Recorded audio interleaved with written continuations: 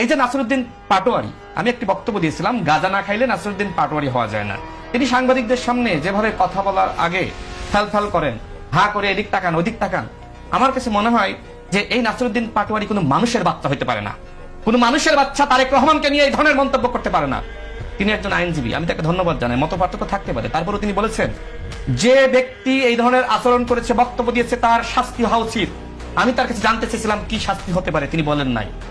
দেখেন, এই নাসিরউদ্দিন পাটোয়ারি একের পর এক যে ভাষায় কথা বলছে, তিনি টার্গেট করেছেন মাননীয় প্রধানমন্ত্রীর সহধর্মিনীকে, তিনি টার্গেট করেছেন জাইমা রহমানকে নিয়ে।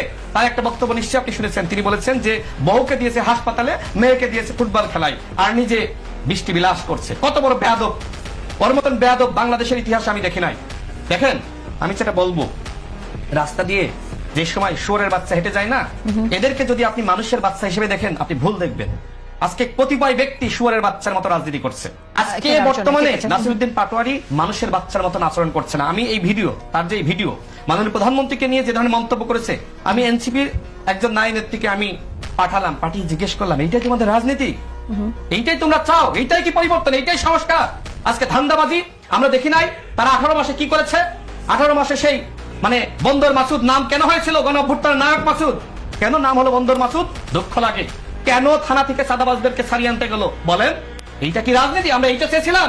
নাহিদ ইসলামের কাছ থেকে এইটাই প্রত্যাশা করেছিলাম? যাদেরকে আপনি বললেন স্বাধীনতা বিরোধী শক্তি, 71 দায় নিবেন না, সেখানে চলে গেলেন কেন? নেপালে ক্ষমতায় গেল, এদেশের মানুষ কেন ছাত্র সংসদ নির্বাচনে আপনাদেরকে বয়কট করলো? কেন শিবিরকে ভোট দিল? ঠিক আছে, তারেক রহমান বাংলাদেশের মানুষের আবেগ ভালোবাসার জায়গায় রয়েছে। তিনি দেশকে পরিবর্তন করার জন্য যেভাবে কথা বলছেন, তিনি 9টা থেকে অফিস করছেন, তিনি দেখবেন যে জেমেসরে মানুষের সাথে যাচ্ছেন, তার তো নিরাপত্তাহীনতা আছে। তিনিও বললেন, ওই সময় তার মেরুদণ্ড ভেঙে যায়। তুমি নাসিরউদ্দিন পাটোয়ারি, তোমাকে তো কখনো গ্রেফতার করেছে আমরা দেখি নাই। আজকে তুমি বিপ্লবী হয়েছো, যে সময় এত বড় বিপ্লবী হয়েছে। 2টা ঘটনা বলে শেষ করবো, শোনেন।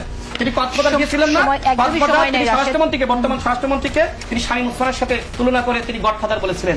ওই সময় আবার তিনি ওই যাকে গডফাদার বলছেন সালাউদ্দিন আহমেদ, তার সহযোগিতায় তিনি ঢাকায় ফিরেছিলেন। এত বড় সাহসী, তুমি তাকে গালি দিলা, আবার তার সহযোগিতায় তুমি ঢাকায় ফিরলা। আরেকটা ঘটনা ঘটেছিল, যে সময় শহীদ প্রেসিডেন্ট জিয়াউর রহমানকে নিয়ে এই নাসিরউদ্দিন পাটোয়ারি গালি দিয়েছিল।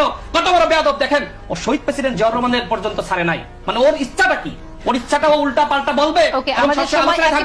ওই সময় চাঁদপুরে যাবে পরের দিন এই বক্তব্য দেওয়ার পরে। সে সময় জনাব সালাউদ্দিন আহমেদকে আপনার সিয়ারির সময় ফোন দিয়ে তার কাছ থেকে সহযোগিতা নিয়ে এরপরে চাঁদপুরে গিয়েছে। আজকে এত বড় বিপ্লবী, কিন্তু আজকে মিডিয়া পাইলে পাগল হয়ে যায়, যা তা বলে, গালিগালাজ করে। অন্য সময় পরে ফোন দেয় বিএনপি নেতাদেরকে, ভাই আমাকে একটু চেক করেন। আসাদুল হাবিব দুলুকে আজকে নাসিরউদ্দিন পাটোয়ারি বলেছে যে সে একটা মাফিয়া। শোনেন, তিস্তা মহাপরিকল্পনা বাস্তবায়ন আন্দোলন তিনি শুরু করেছেন এবং রংপুরের সকল মানুষ সে আন্দোলন যুক্ত হয়েছে। মিছিলের পরিধি 130 কিলোমিটার হয়েছিল। যদি তিনি মাফিয়া হতেন, তাহলে আজকে নাসিরউদ্দিন পাটোয়ারি ওই কথা বলার পরে ঢাকায় ফিরতে পারতেন না।